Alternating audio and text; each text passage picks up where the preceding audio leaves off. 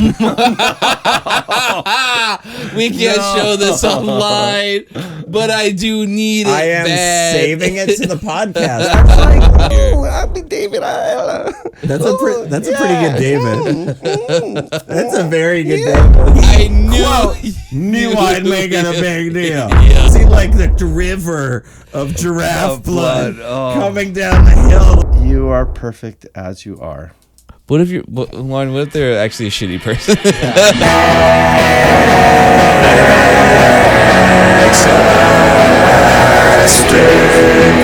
Hey y'all! Welcome to another episode of Ask Dave, where I, David Ayala, answer your motherfucking questions and give you some. Sorry, I need to be clean. Yep. I gotta be clean. Add a big old Rottweiler bark to what I just said. It's Ask Dave, where I, David Ayala, answer your little muffins. Your little muffins that I like to call questions and questions you need answers to. As I said just now, I'm Dave. We have this wonderful guest with us today. What's your last name, Lorne? Lieberman.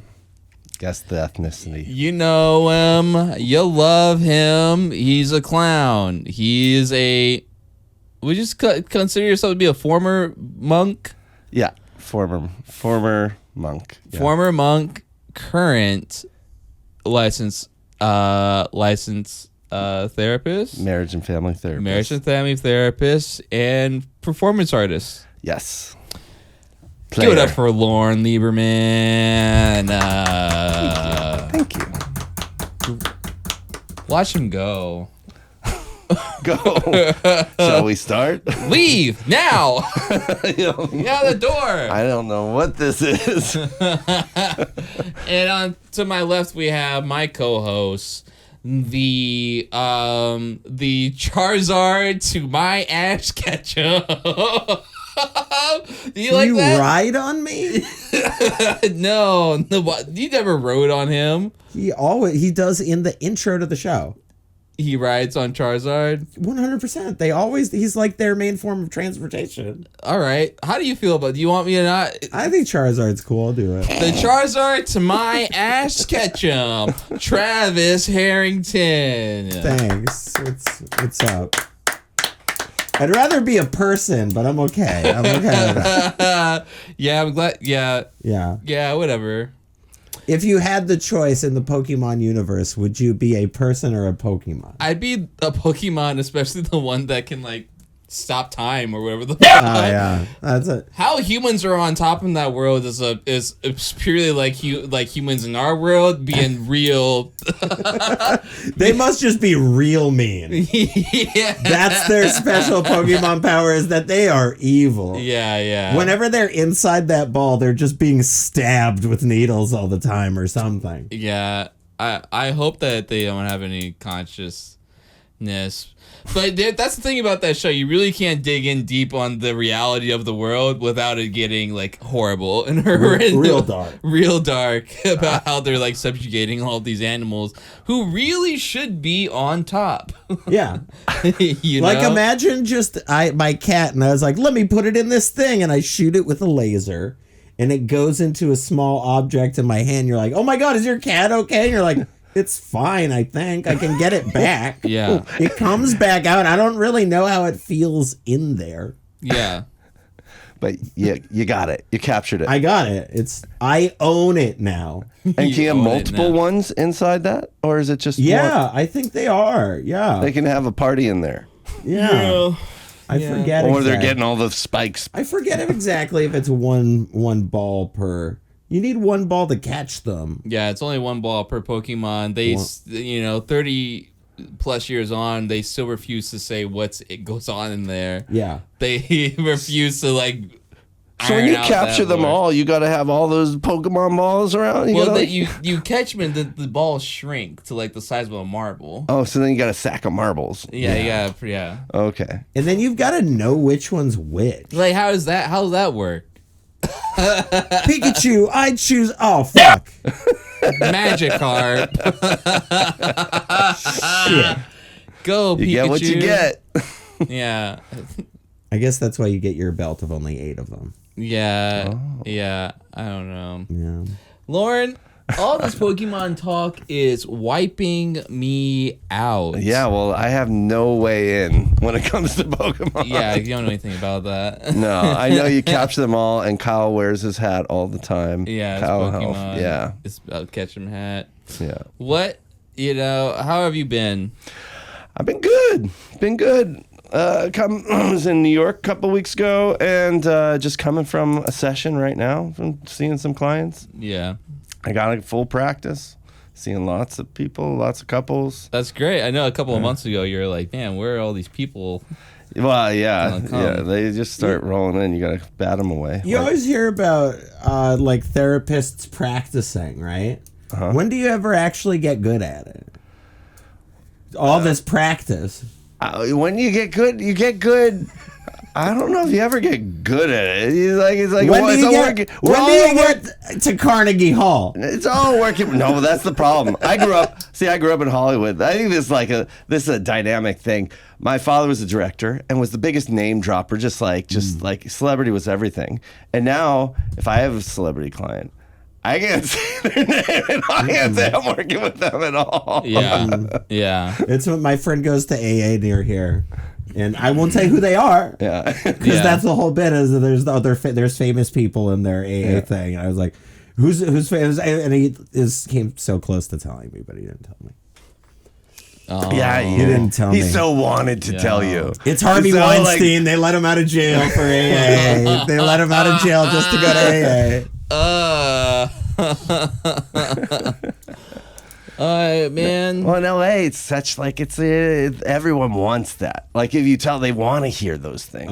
And you're doing your job by yourself in private. Only your clients know. You can't. There's no awards for being a therapist. No. Yeah, no.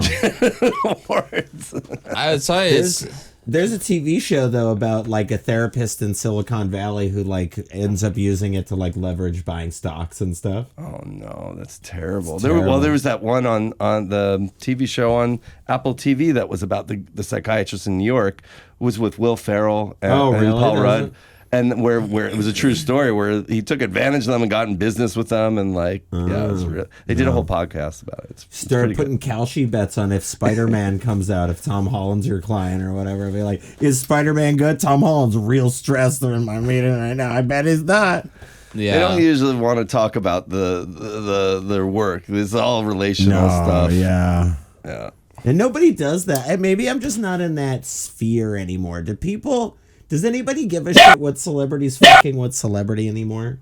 I personally feel don't like I can't remember the last time I heard about like blah blah blah. Unless they're fucking me and then they're fucking some other celebrity. I don't really care. Or if I can watch a video of it. Yeah.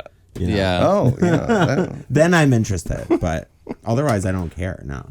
Yeah, it's not. No, there's just too much. There's too much salacious shit out there that we like all desensitized.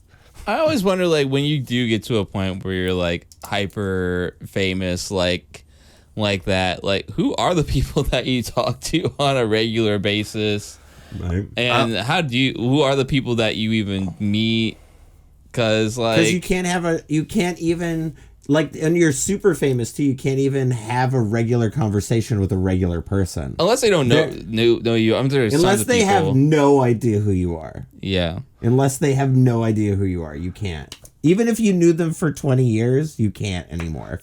No. I have a crazy 4th of July story. I don't know if you got enough time to hear this, but like, this is a podcast where you're a guest. You're the guest on this podcast. Yeah, you're the guest all on here. Okay. So I was at this very cool party in Highland Park, and it's an annual party. It's the best party. Like, you want to wait all year. This is the party. All right. Jealous.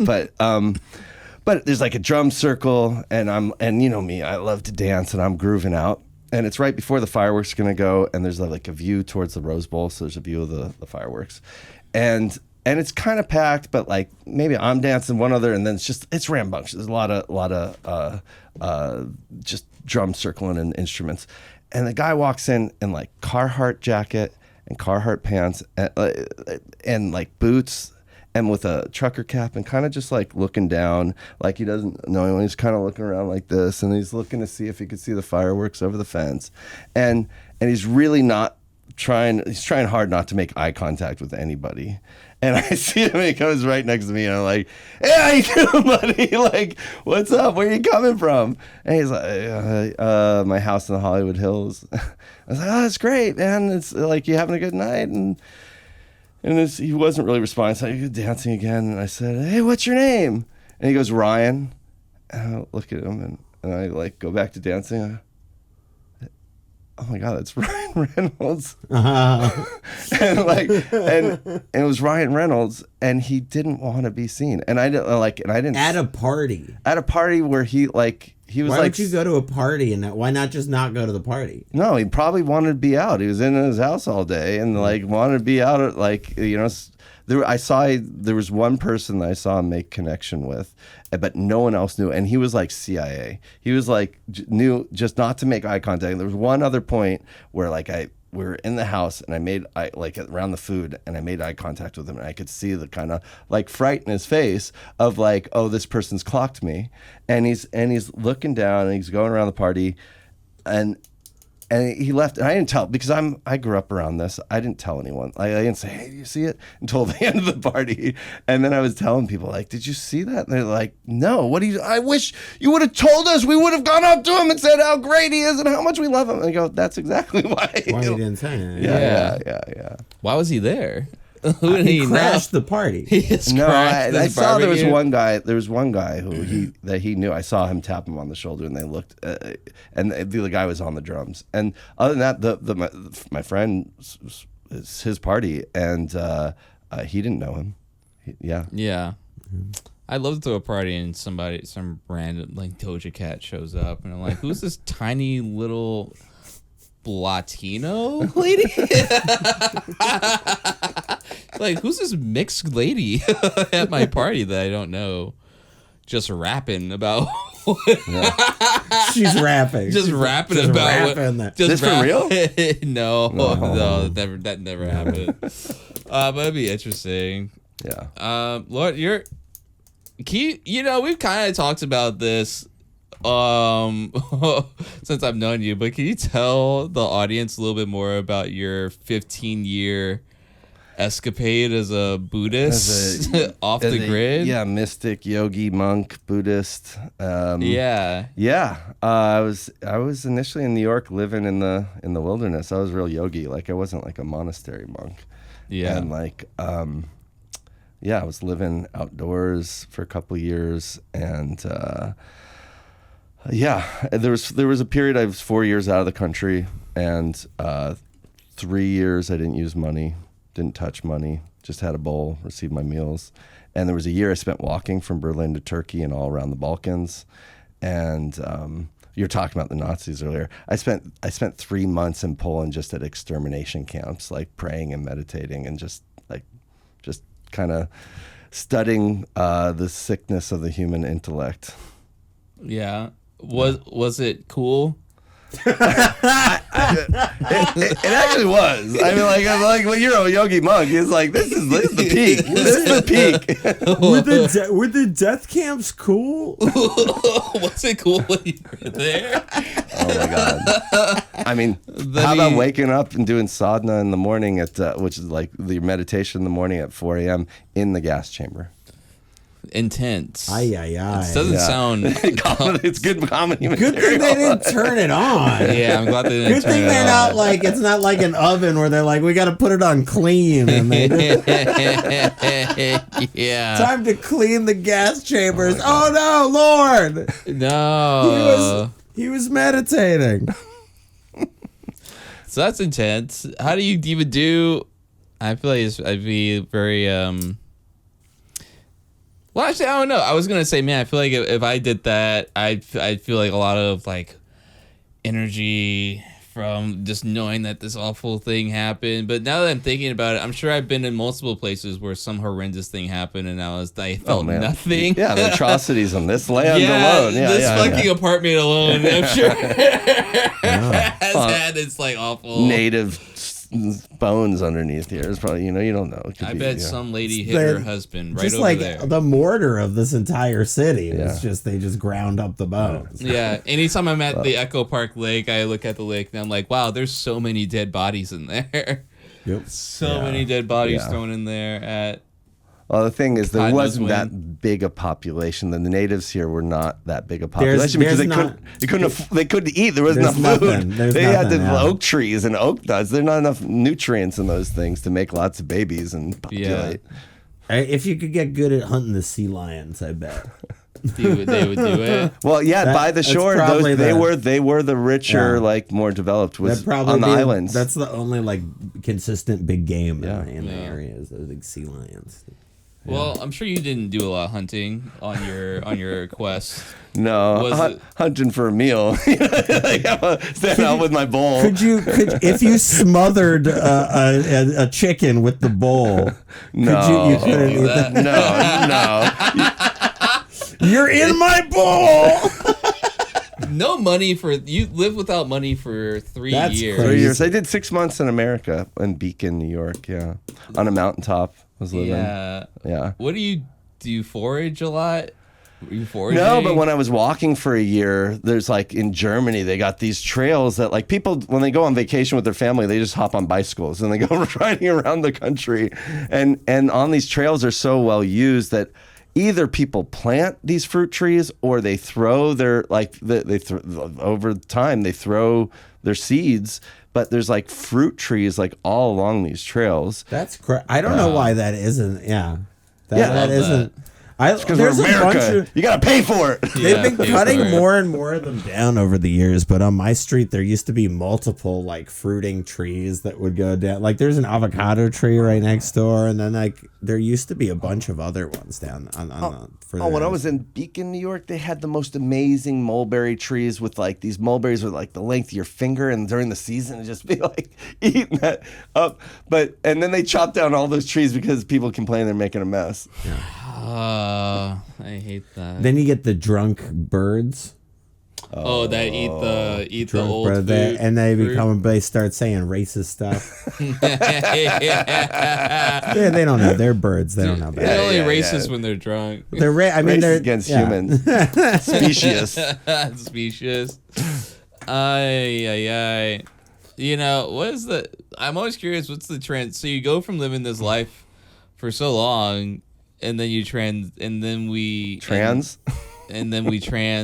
your life. Yeah, I transitioned. It's actually my Instagram, transitional moments.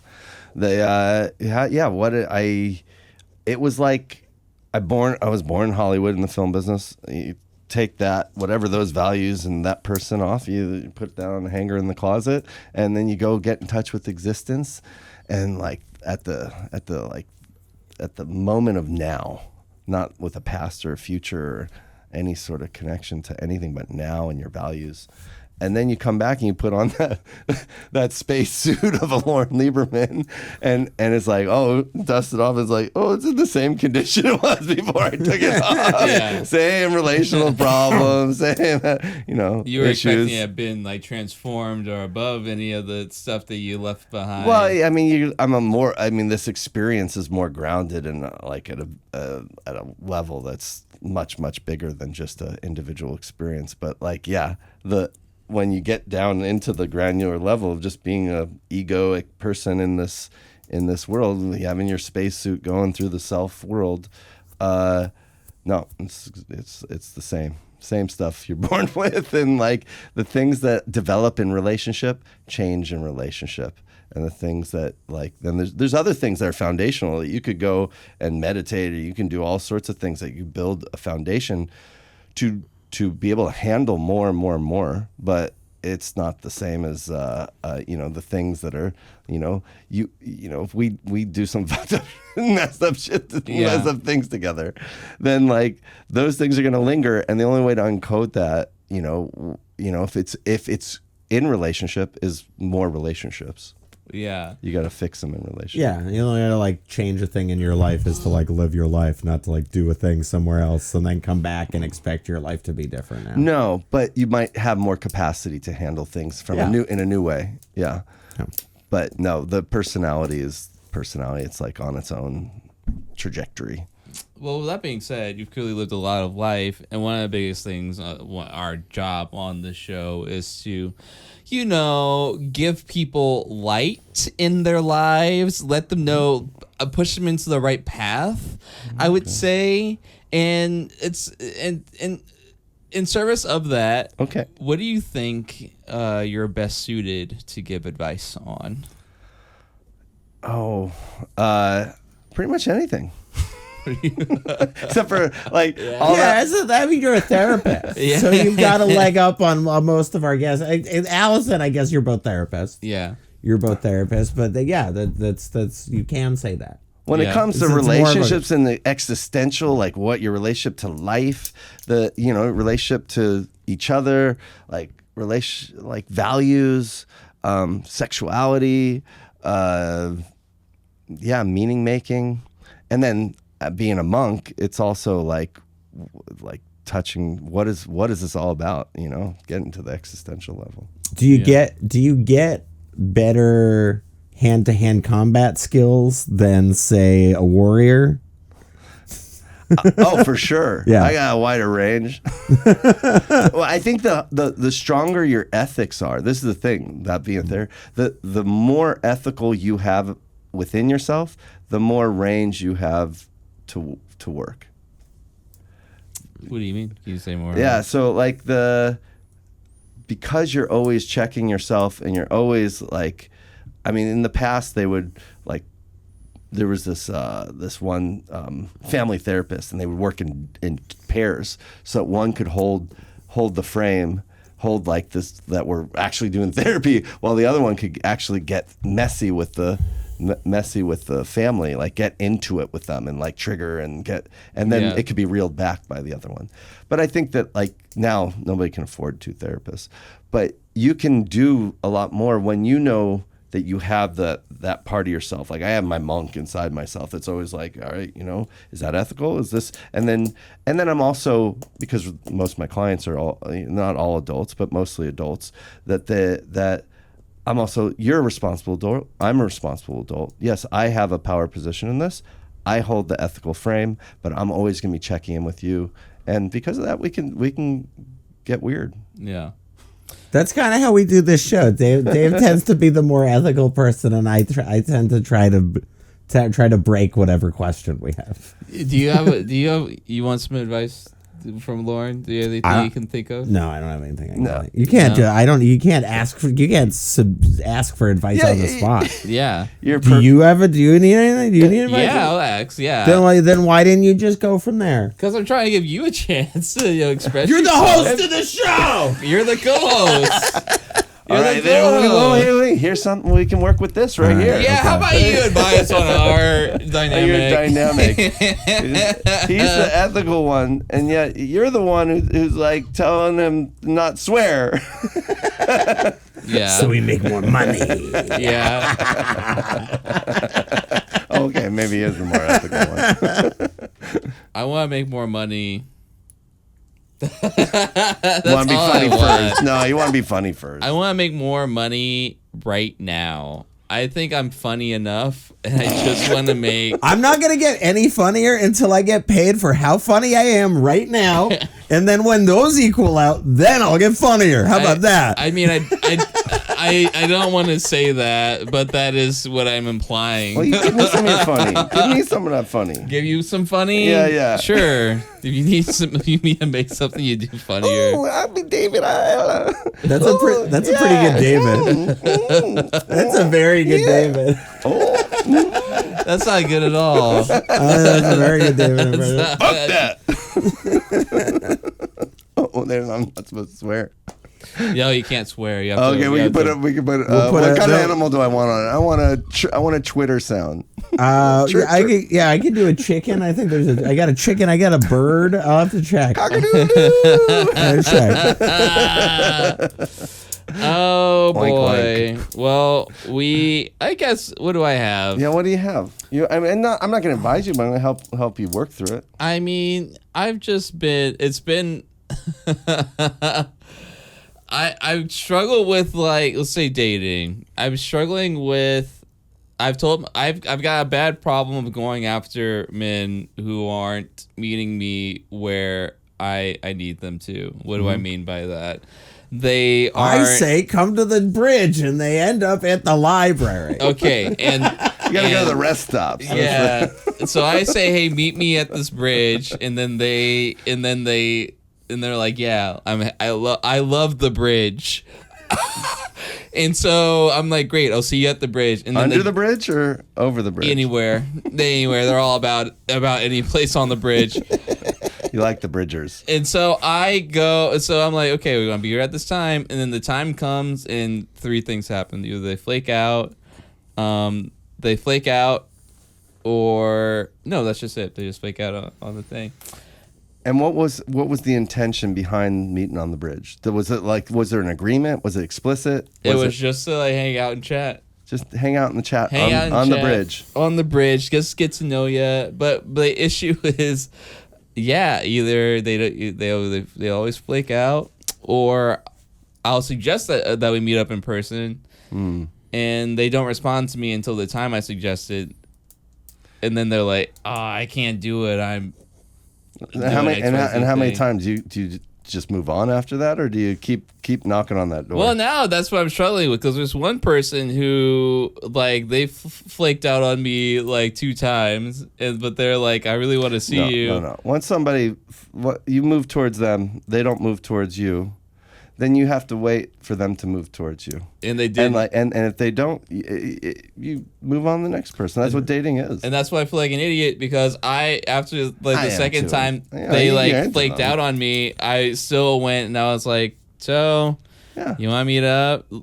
And now at this point, I kind of just want to see what they're like in person, so I can definitely be like, hey, I don't want to see you. But I'm struggling with that. I'm like, mentally, I'm like, I should not engage with this person anymore. The only way you should engage with them is if you present to them some fabulous evening that you're inviting them to that is not real and you will not show up to. Yeah. Yeah. A friend of mine was telling me recently that he knew this guy that, like, for a year, he was, like, on the spectrum, and on the year he just went on as many dates as, like, 100 and something dates, and he kept notes on every single one of them. And after a year, he said, this doesn't work. Dating just doesn't work. And so the next year, he did this experiment where he just said, he went up to people and said, will you have sex with me? And he said he had the most incredible year.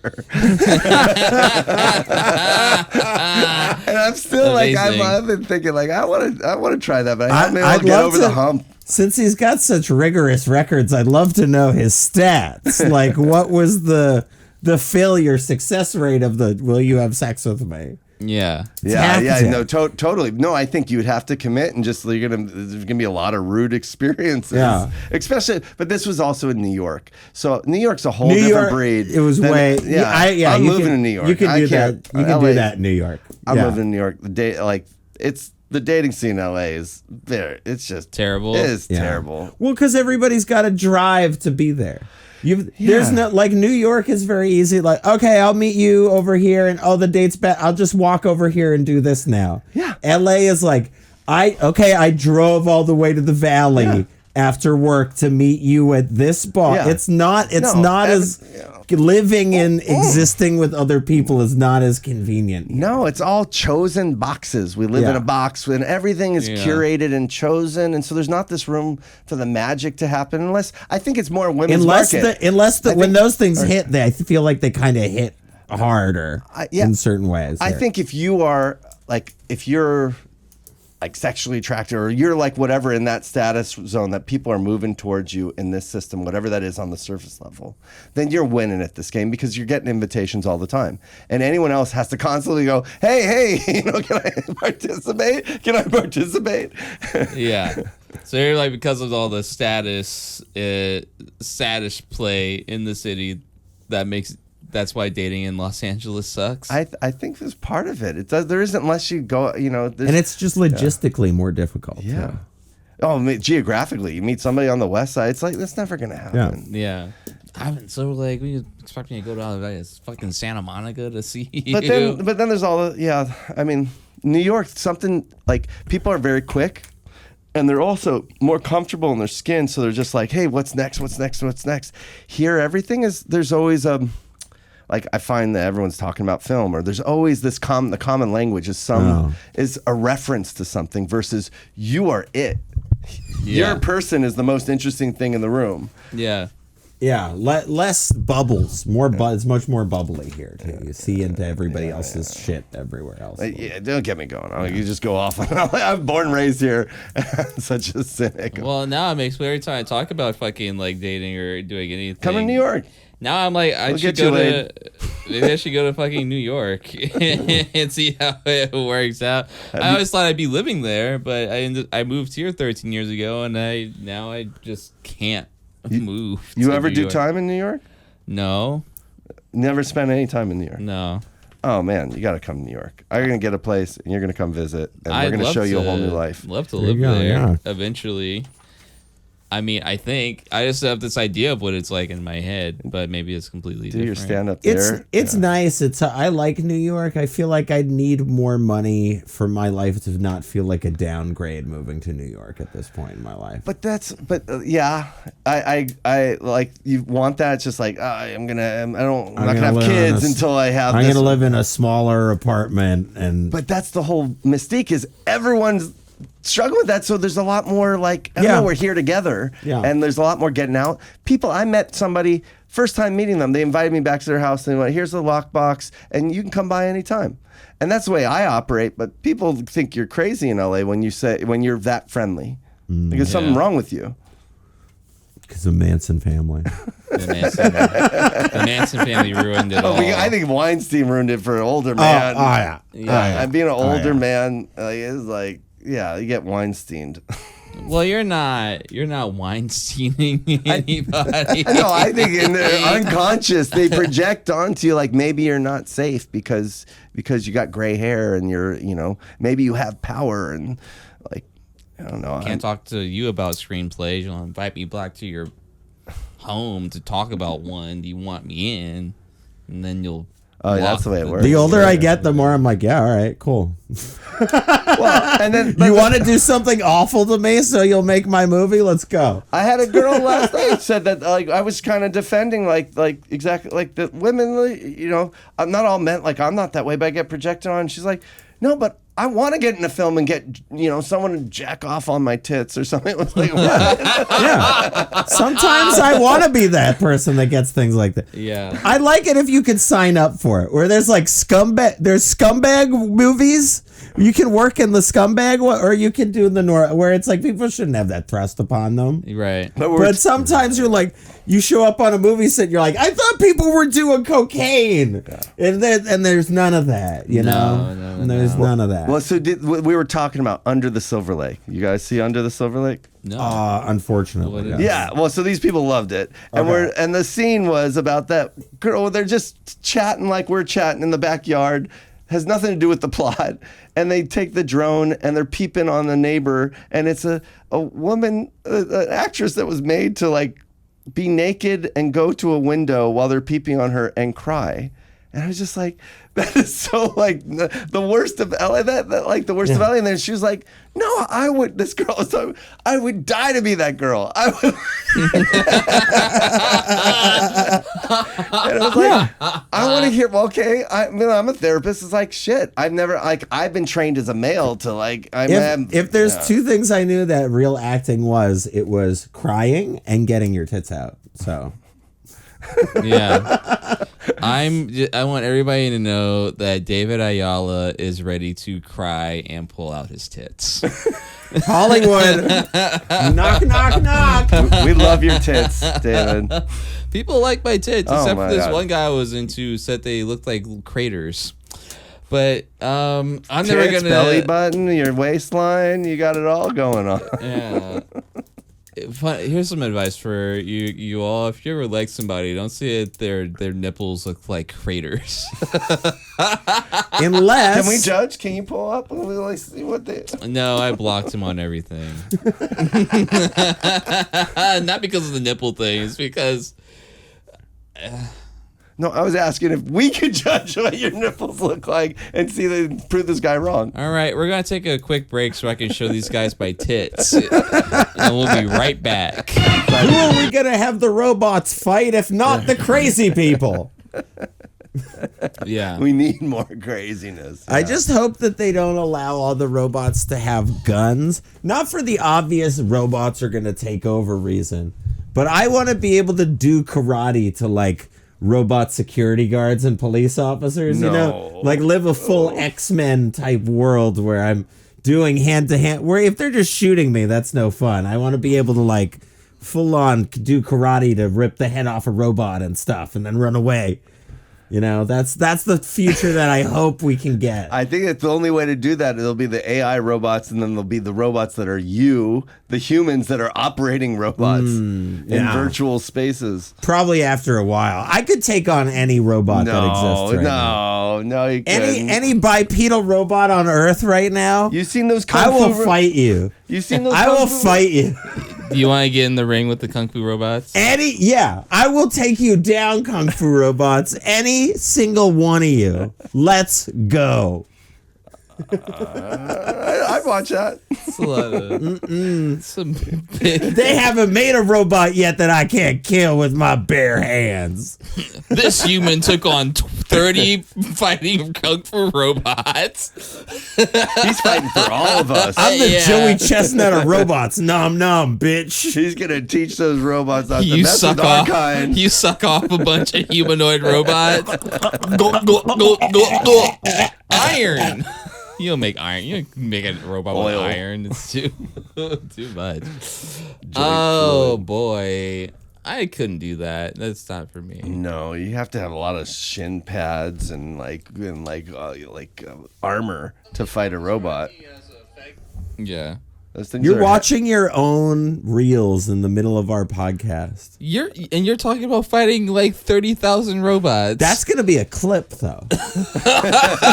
Oh, you know it is when he's editing it. Hey y'all, welcome back to since you're trying to start the show so bad. Hey y'all, welcome back to Ask Dave, the only show where we will take on robotic robots, bring them on, we'll fight. Hey, you guys remember that video about that guy with like the fake huge ass where he made a video that was like one man versus like 8 women at the same time? I don't know the video, but I think I know Frankie. What's his name? Yeah, with the Frankie, huge ass? whatever. He's The like, guy with the Frankie- big ass. yeah, he's Yeah, got yeah. this ass. He's like, I'm gonna fight 8 women at the same time as one man. I don't know. Maybe his We've been saying for a while, this should be our first Patreon goal should be buy David a pair of big silicone fake rubber tits that he can wear. So, because we're all like, oh, Frankie, what's his name? Oh, yeah, the big ass guy. Where you could be the big tits guy. Oh, Dave, that guy with the big white woman's tits. No. Look it up right give now. people nightmares. How much are a pair They're how much are a expensive. pair of fake big titties? You know, Seth's got a pair for you. He's got Does he? leftover.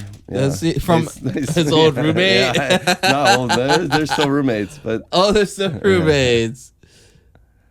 Yeah, here. We need like these ones. We can't show this online, but I do need it. I am bad. saving it to the podcast. that's folder, like though. what animal is that? Like what animal would have like memories like that? An injured monkey? An injured monkey. I've seen a photo of a Those are monkey like- that looks like that. That's like bull balls or something. How much are Bull testicles hanging off that woman's chest. these? These are $400. Yeah. And these are on the smaller side. You know how sweaty those things get? Oh yeah. Those are pretty big. Those are pretty cartoonishly big. Yeah, those are cartoon boobies. Hey y'all, I just found out I have vitiligo. That same thing Michael Jackson had. My skin's turning white. I've got a very specific type. I've got a very albino of the chest. It's actually called titiligo. Let's see what different colors they come in. Yeah, they come with different. I think it's pretty important that they're white breasts. Why is that the audience? I'm gonna put my foot down on that. That's the audience that he's shooting for. That's not the audience we're going for. And that's just what he wants to. He wants to see some white breasts. We could get the mid-grade kind of brownish, like the Mexican breast. Wait, but they don't have full on. This website, this seller does not offer black breasts. I'm guessing because it comes from one of those sex doll factories in China. I'm guessing it's because this is some white people shit. There's a smaller market. You gotta go make it yourself if you're black. Yeah, racist Dave here doesn't believe there's any black trans women out there. Yeah, that's big. That's on my hatred. Anyway, what do you think Michelle Obama wears all day? Yeah. What? Yeah. No. Yeah. I'm not on this podcast. Lawrence not on this podcast. We're back with more Ask Dave. They said that on the front lawn of her old house. Oh, now I know the reference. Okay. What did they say? Dude, they did the UFC thing. That guy was like, Michelle Obama is a man. Can you imagine going up there thinking you're about to eat hard, and then they loved it there? Did they love it? They loved it there. I what thought are you it had kidding? like a soft. Tony Hinchcliffe was in the front row. Yeah, no, that was their audience. I thought it was a pretty soft response, even for that audience. It is. Oh, you were watching? I've seen the clips you've seen. Who would have thought? Who would have thought? Just like 10 years ago or whatever, that one of the open mic guys in our scene would go on to be front row at the UFC match at the White House. Was he in the scene? Yeah, he was. He was doing the Kill Tony at the Comedy Store at 10. I got invited to do it, and I turned it down because I didn't know what it was. Smart. Good. Hindsight. Hindsight is great. I don't know. I mean, I wish all the best luck to that guy. Okay, we gotta answer this question. Would you do Kill Tony? Would I do Kill Tony? I'd go on there and I'd be like, I'd rip my shirt open and reveal a bomb and be like, "It's time, Tony." yeah. Or the white tits. Just Dave would go up there and rip off the white tits. What's frustrating is I'm sure Tony Hinchcliffe can actually be funny, and my main job as a comedian, or one of my tasks as a comedian, is I want to inspire people to be as funny as they can be. Oh, that's nice. And when you're just wasting your ability to be funny on some like low level bullshit or talking about, I think everything he's doing in Washington is important. if you're just on some like bullshit, I'm like, go for it. But if I could help you be actually funny, then I'm happy to do that. So you offering your services? Yeah, Tony Hinchcliffe. If you really decide, hey, I you know what, I'm gonna be funny now.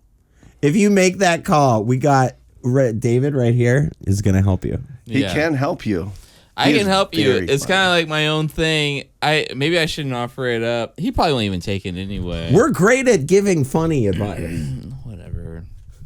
Tony Hinchcliffe's never gonna see this, so I eat my shit. He's got an AI that scrubs his name on the internet, and he watches everything that says his name. Yeah, he's in with the government right now.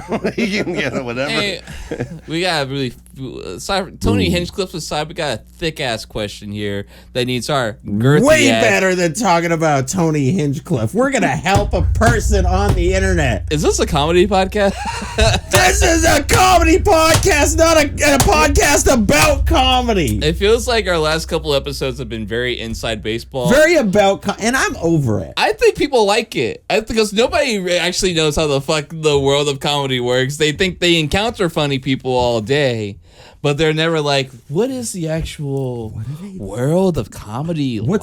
I just walk around and I look at a funny person. I'm like, what's going on in that noggin of yours? What's in there? A bunch of people go to a lot like of complexity that they're hiding from. a lot of like your regular person will go to the Comedy Store or the Laugh Factory and then they'll watch these very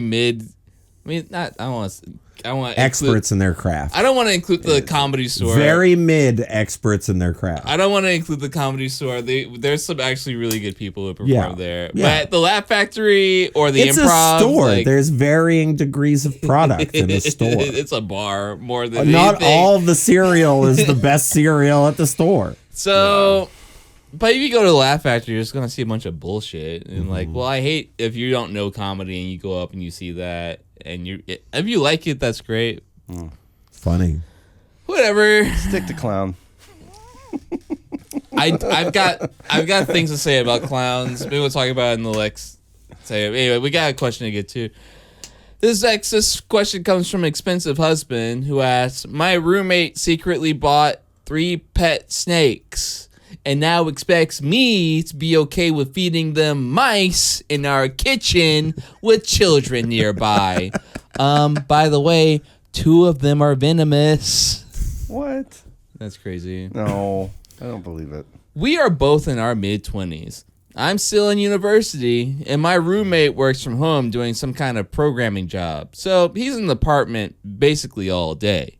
Yesterday, I came home from class, and there were 3 glass tanks set up in the living room wall.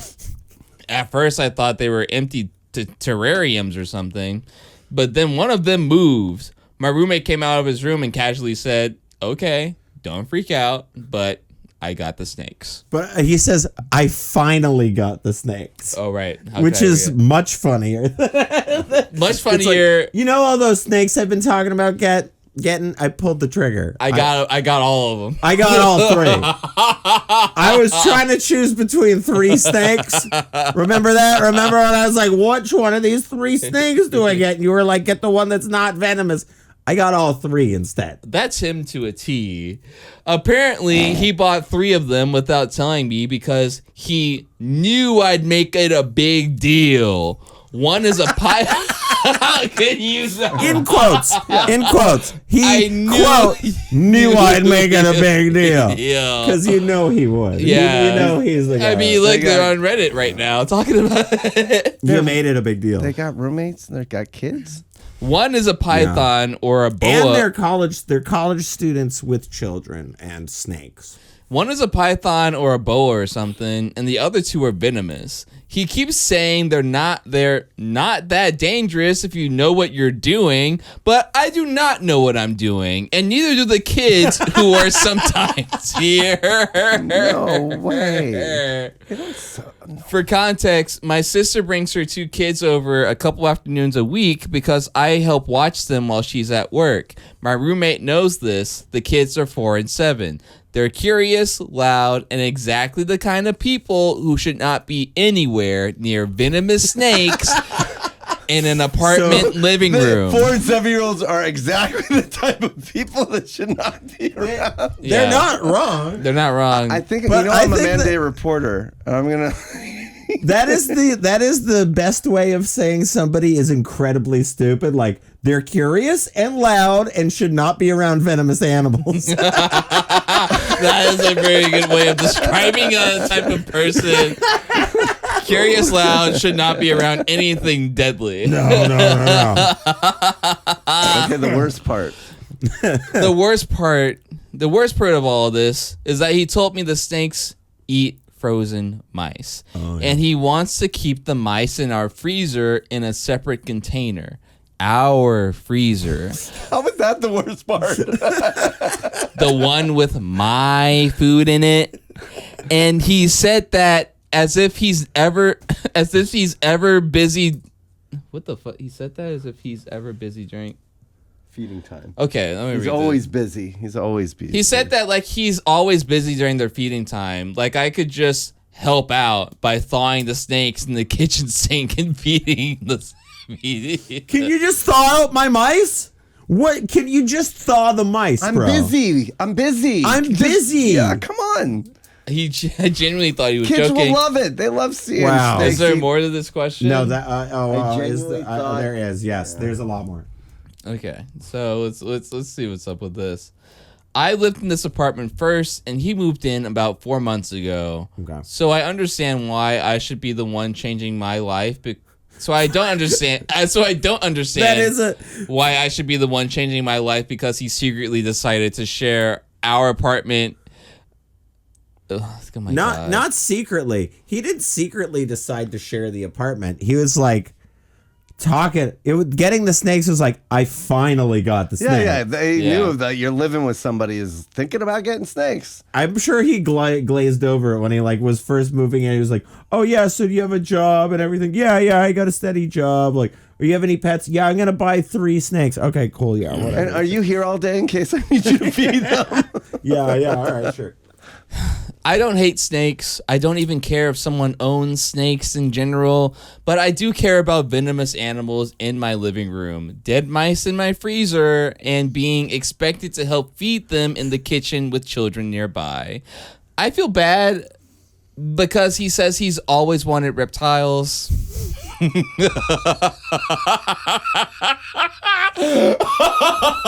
I always wanted reptiles. We're gonna get them 4 months into living with this random stranger. And I feel like I'm ruining something important to him. Oh my God. But surely you can't secretly bring venomous snakes into a shared apartment and then act like your roommate is the unreasonable They have one. a really good point in the end there. Because I'm on the side of the snake guy. This guy is bringing children in. Yeah, you know but how that's many the- people are killed by children every year? Yeah, that's the argument. That's the other argument. Like, you're bringing your children into our apartment. Yeah. Those kids can kill me. Yeah. You ever... When's the last I gotta time... get my own protection. When's the last time you heard of a snake killing 13 people in a church? Kids literally every week do it. But not 4 and 7-year-olds. Not yet. Baby, the second you brought those kids over the third time, I had to get the gun. Just to protect myself from the kids. That's what he's thinking. I think that's what it was. He's just tired of having the kids around. They're so my he said- attack snakes. Yeah, I moved in here. I didn't think these fucking kids would be around. I guess I'm gonna buy my snakes then. Yeah, I gotta get the snakes. These are baby eating snakes. Puff adders. Yeah, the one that isn't poisonous is an anaconda. Yeah, the huge one that can just swallow the kid. Yeah, that's an anaconda. But the green mamba is the deadliest. What's the green mamba? I slept in a room. I had 5 of the deadliest snakes in the world behind my head and the headboard that were alive. In cages? Yeah, in cages. In cages. Okay. But you're sleeping there and they're You're just still- right there. yeah. And my friend he was the animal guy on Conan O'Brien. And we used to bring all the animals on, but he had a rattlesnake that he raised by hand, like from birth, and so he could handle it. It was like a friendly rattlesnake. And then he had a puff adder. I'd still be like, I don't care if it's friendly, get it away from me. Yeah. You can only play with some 4 and 7-year-olds. Absolutely. He had a puff adder, which is like has the deadliest venom, can kill an elephant. He had a black cobra, and the green mamba. There's one other, and then the green mamba. The green mamba is the scariest fucking thing you've ever seen. Like maybe like the deadliest creature. They look scary because they are so aggressive. Yeah, and they say that like every snake, when you hold them, they only have half their length as body, their striking distance. So if they're 6 feet, they can only strike out 3. But a puff adder, if it's like 8 feet, it could strike out 6 feet. Wow. And like because they're just so aggressive, and he'd take that thing out, and my mind just he's gonna die. He did it. I got him booked. He did it on the Tonight Show. Wow. and he it was funny. Wow. That was one of my favorite. That was definitely my favorite moment of Jimmy Kimmel. One of my almost favorite moments of late night TV is Jimmy Kimmel when I was a kid. Early in the show, he had a snake handler on. Yeah. And he was like, "Oh, they're showing the snake." And then in the middle of it, all of a sudden he goes, and all the cameras like go off kilter, and everybody's like, "Oh my god!" And the whole broadcast just cut. And then, like after the commercial, he was just like sitting in a hospital bed hosting the rest of the show. It was a gag. It was a gag. It was a gag, but he let it go till the commercial break, until like you came back from the commercial break. So the whole time you're like, did they just cut the shit? Is Jimmy Kimmel dead? It was actually it was a good moment. It was like 50 years ago though. So Jimmy Kimmel's not that. Oh, Jimmy Kimmel's like what, 60? No, yeah, I mean I'm 40. I saw it on TV when I was a kid, so it was probably How long's he been on the 25 air? years ago. I think it was 25 years ago. Yeah, it was like the 2000s, early 2000s. Okay. But yeah, we had a bear on Conan that tore up the set. We had like a baby bear, and then it was a full-size bear. And the bear, like during the rehearsal, was just like sat on the couch like a human. It was like perfect. But then it was in its like container for too long, and it wanted to play. Oh, and so it came out for the show, and which is it's all good for the showmanship. But like it ended up like turning over the couch and starting tearing up the set. I worked on a movie called The Zookeeper with Kevin James, and they had all these celebrity animals in it. So I got to meet a bunch of... did I tell this story on the podcast? No. I didn't tell this story? I don't think so. Okay. This is good. I haven't told this one on the podcast. This will be a good clip. So what's this about? Okay, so I worked on the Kevin James movie, The Zookeeper, and they had all these celebrity... We had the animal, we had the bear from The Edge. It was like a big grizzly bear that was in a famous... We had Is that the cocaine bear? No. It was like an Alec Baldwin, Anthony Hopkins survival movie. They're hunted by a bear. We had the elephant from Operation Dumbo Drop, which like picked me up with his trunk and like swung me around. It was very cute. We had the monkey from Night at the Museum that would smack people in the face and stuff. And we had the elephant that was the the giraffe. We had the Toys R Us giraffe on the set. It was named Tweet, and Cher voiced it. But anyway, my job was I built the sets, and then I was the liaison for the animals. So they'd like radio me, and they'd be like, "We need the lion," and I'd go to the lion chamber, and we'd walk the lion over to the set. And then so I do like that, and then so there was one night we were shooting it in a zoo. We were shooting it in a zoo in Boston, the Franklin Park Zoo, and so one night there's a big rainstorm, and I'm sitting in my car at the animal enclosures, like waiting for a radio call or whatever, but it's like raining, so they're not shooting. And I see the giraffe over the fence, kind of like freaking out and like getting a little restless. And then all of a sudden it just goes like, "Aah!" and it like falls down on the other side of the fence. And I got out of the car, I was like, I think there's something wrong. They all like ran to the tent to see what was wrong with the giraffe. And it was like thundering and lightning, and then like the owner of the giraffe came out of the tent, and he was like, "Tweet's dead." No. And it was like raining. It was very dramatic because I felt like I was in Jurassic Park. Yeah, that's what I was thinking. That's Jurassic Park. That's the the whole vibe. image was That's like what it Jurassic feels like. We're in a zoo. It's raining, and they're like the giraffe has died. What killed Tweet? Well, the from up the road, they're like radio it, and it's like a secret too, because also PETA was like on the set. And these people, they loved this giraffe. It was like it was an old giraffe. It was in Coming to America, and this was like 2012 or something. Oh. So, anyway, so the giraffes has died, and as we're there, the zookeeper comes speeding up in his truck, and runs in the tent, and they're like, "Oh man, oh, fuck!" They're like, "Something's going on," and he's like, "We got to get this giraffe out. I have giraffes here. We don't know why this giraffe died. Maybe it's contagious. Maybe it's contagious. My giraffes. I don't want this to kill my giraffes." And he's like, "Okay, it's 3 a.m, and we're in the middle of Boston." Yeah. We need a full-size giraffe. This is a full-size giraffe. We need a crane. Fuck. And we don't have time. We do not have time for a crane. Yeah, where are you gonna get a crane at 3 a.m. in the morning? You can't. Not enough to keep the other giraffes safe. You don't just call up the crane man to come get this little crane. So then another truck, another truck pulls up, and it's the groundskeeper. And then out of the back of the truck, they get 3 chainsaws. No. And then they go into the tent. And then I just hear, and like it's like there's like the flap of the tent is like blowing in and out, and I can kind of see like dudes in raincoats and then I just see like the river of giraffe blood coming down the hill because they're like at the time, and it's just like a literal river, like just in my shoes and stuff. And then and then they just start throwing trash bag sized chunks in the pickup feed truck. a whole village. This is the worst story I've ever heard. and they got it out of the zoo, and they got the other giraffe set, and that was the day I watched the Toys R Us giraffe die.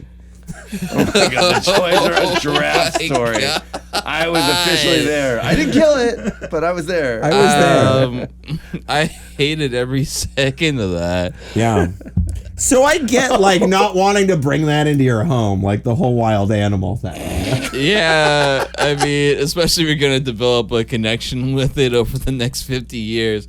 But this guy just brought in 3 random snakes into his house. Yeah, those weren't Toys R Us snakes. No. The owners of the giraffe really loved that. They were very upset. Oh my God. They were very sad. This guy maybe hasn't even named his snake. Yeah, because then you're like, what? We're not going to bury this thing. We're just going to chop it up and very gruesomely and like. You have to do it yourself. They had to do it? Yeah. Oh my God. They had to do it themselves. Of Tweets. The owner of Tweet. They cut it up with the chainsaw. You've got to chainsaw your fucking giraffe. Your baby. Chainsaw your baby. You're a beautiful exotic animal you've had for like 20 years. Imagine your kid dying and then you have to cut up his body. Immediately. Yeah. Oh, get him out of here. We're done with that kid. Yeah. Let's get the new kid. He might make the other kid sick. Yeah. I don't want your kid getting my kid him sick. is really going to contain that contagion. Well, I hope they didn't make the other giraffes watch. This one gets fucking body. No, it was a puppet for the rest of the film. They used a puppet? They didn't use the other giraffes? No, we only had that was the zoo giraffes. They weren't show business giraffes. Then everything was like, staged. Oh yeah, the giraffe sticks its head in the window. Yeah. And it was like, oh, I'm here that way now. Well, we don't have time to actually give advice to this person. I did take a lot of time talking about it. So I would hope. I'll give advice. Come on. You want to say something? Get your kids out of there. Get your kids out of there. Yeah. Don't be there. Yeah. Let him have the snakes and I would say move out. Yeah, because I think like a roommate having a snake is fine. A roommate having a kid is not that fine. A roommate, unless there's just like some kids coming around every now and then. I'm okay, that's what is actually happening. But you have a 4 and a 7-year-old. It's not like just kids, like 4 and a 7-year-old. That's they're watching them. You're not just letting your 4 and 7-year-old be in the house alone. I mean, these guys got snakes. It's got to be like a bachelor pad. Yeah. Yeah, I'm picturing like just 2 rooms and like a large living room where people can hang out in, and the kids are probably just hanging out in the large living room. And I'm like, if you're not watching the kids, we got all this space. Why can't I put them my in their own here? containers? Yeah. Why can the snakes not be in your room? That's the thing. I would be like, you can't have snake tanks that can't fit in your bedroom. And you can't have kids that don't stay in your bedroom. Exactly. I also think that rule. I disagree. I'm leaning on the kids because I'm like, they're kids. You can just like watch your kids. I would never. Why can't I just let my snakes run around the apartment then, huh? I would never let my kids come because my kids aren't gonna poison me. Yes, they will. Yes, they will. You're so sure about that. They come home with all sorts of diseases. Yeah. You just walk into the kitchen. You just walk in the kitchen. All the Ajax is empty, and you're like, "Where's all the Ajax?" I had a kid spray Windex in my eyes. Yeah. They don't even know. No, he knew. He's like, oh, I'm going to get your attention. When was this? This was in 2016. I was like, I was playing with the kid. He was like kind of getting real aggressive and fighting. So it's like, okay, let's fight. And he shoots me with some gun. And so I played dead. He's like, "You're not dead." Like, and I kept playing dead. So he went to the bathroom and got the Windex. the Windex and shot it in my eyes. You're like, that hurts like hell. Yeah, I'm not dead. I'm not dead. Congratulations, I'm not dead. Anyway, best of luck to you with whatever the fuck you're doing. You're never gonna hear our advice to your fucking questions. Whatever the keep fuck. asking. Just keep asking. he answers them in private. So once this podcast's over, we're gonna be talking about all your. I think the only true way to solve it is you get the snakes, you get the kids, leave them alone in the house, and everybody else leaves, and you come back, and whoever's left standing gets to stay. I like that. I like that. I like that a lot. I like that. You know what? We honestly don't have time for listener questions this week, so I am going to just call it here. Wow. Oh my God. Lorne Lieberman, what a fucking pleasure to have you in. I love you, man. Thank you so much for coming. You're so funny. You're very funny. You're one of the funniest weirdos I know. I try to be. I try to just be myself. I love that. That comes off. I try to be the funniest person. Yeah, I try to, but he's a one of a kind. This guy's you are the one of a kind. Oh, thanks. Thanks. I appreciate it. Do you have anything that you'd like to plug? I mean, if you need therapy, or you know someone needs therapy, or you got an ex that needs therapy. Yeah. Depth.la. Can you say that again for the Depth, DPTH.la. You can go on my website. You can hook up a free consultation with me.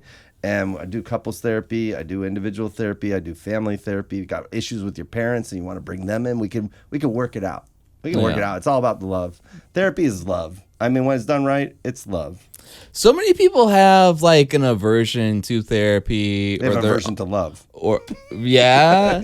What would you say to somebody that's like is like hesitant about going into therapy for like whatever any reason they're not ready for it? You have to have motivation, and like you have to be ready, because it's not the therapist doing the work. They're there to to support you in your process of changing and getting unstuck.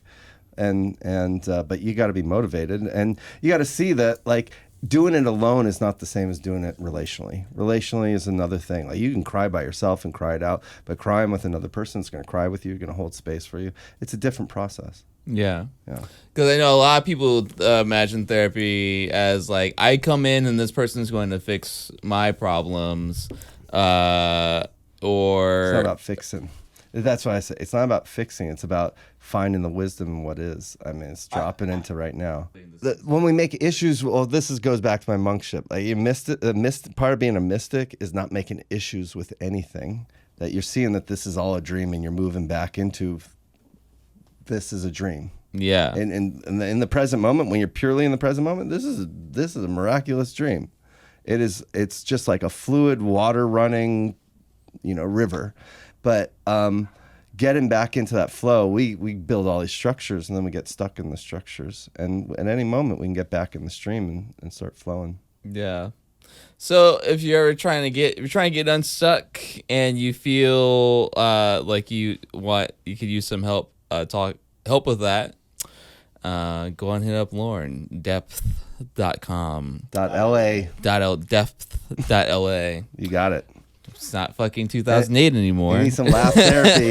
Go hit up Dave Ayala on Instagram. Need laugh therapy, hit me up. Email AskDaveComedy@gmail.com. Yeah, we only have like 2 questions this week, so we're not getting into it. We'll save them for next week. If any of them are real pressing, we're sorry. Yeah, we're really... Somebody's like, I'm on the edge of a building, and wait a week. Sorry. Yeah. Call me at Depth LA. I mean, you usually have to wait. Yeah, call Lorne first. Call Lorne first, because it's usually at least going to take a week for the episode to come out. So definitely hit that up. If you want to ask us a question or send anything into us that you want us to answer, go ahead and send an email to AskDaveComedy@gmail.com. We'll probably read your question on the show, and it'll be great.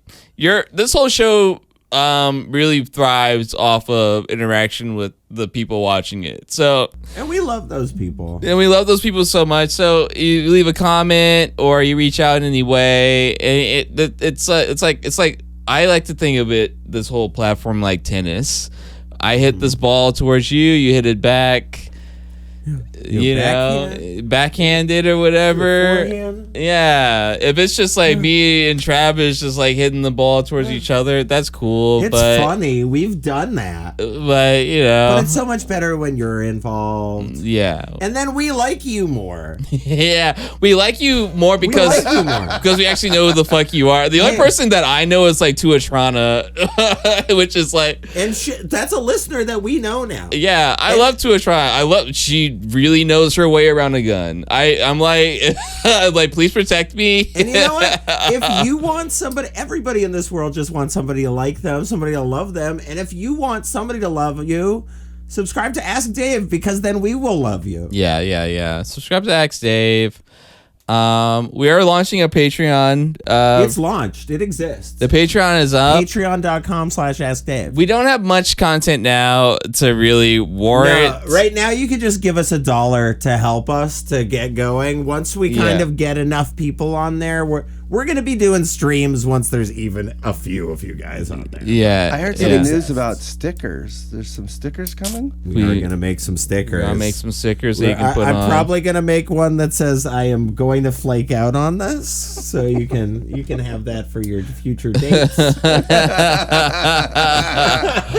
I'm a flake. Yeah. It's pretty good. I'll be on the store, But which is at my askdaveworld.myshopify.com. AskDaveWorld.myshopify.com.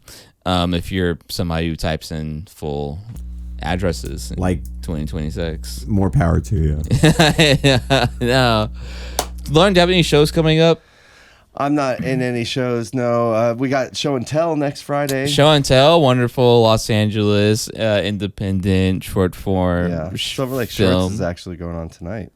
Oh, Silver Lake Shorts, another long-running short film showcase. But if you're ever in town the last Friday of every month and you like comedy, go on, look up Show and Tell, Show online. Showtellshow.com. And yeah, come on the show. You might see one of my videos playing there. We miss your videos. I love your videos. Love showing them. But you know, that's the end of the show. Lauren, one of the things I like to do at the end of the show is leave the people with some advice. Okay.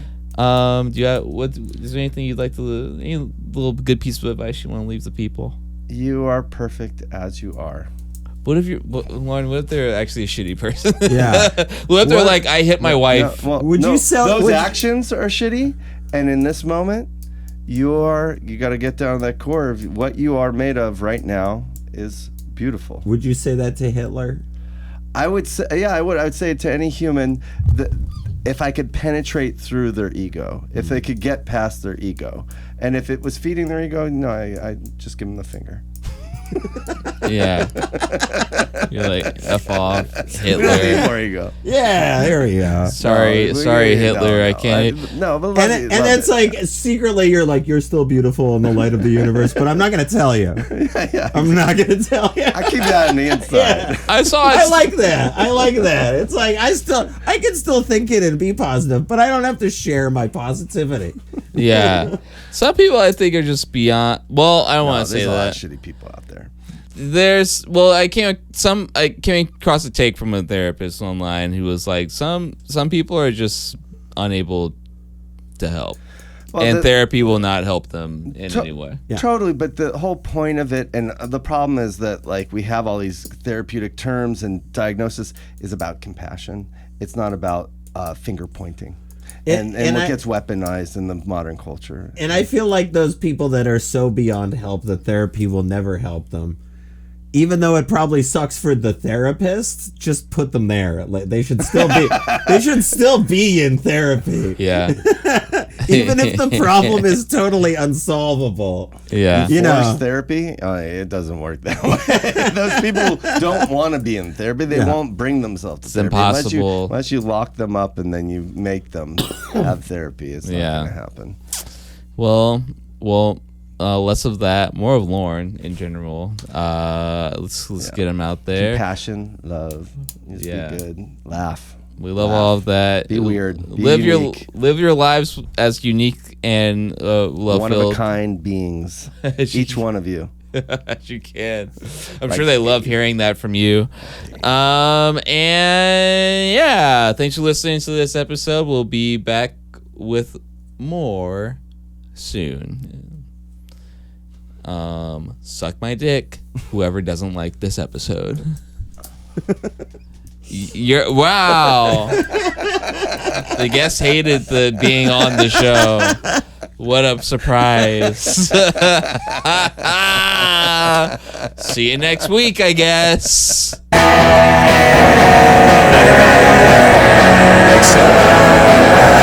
Ask Dave.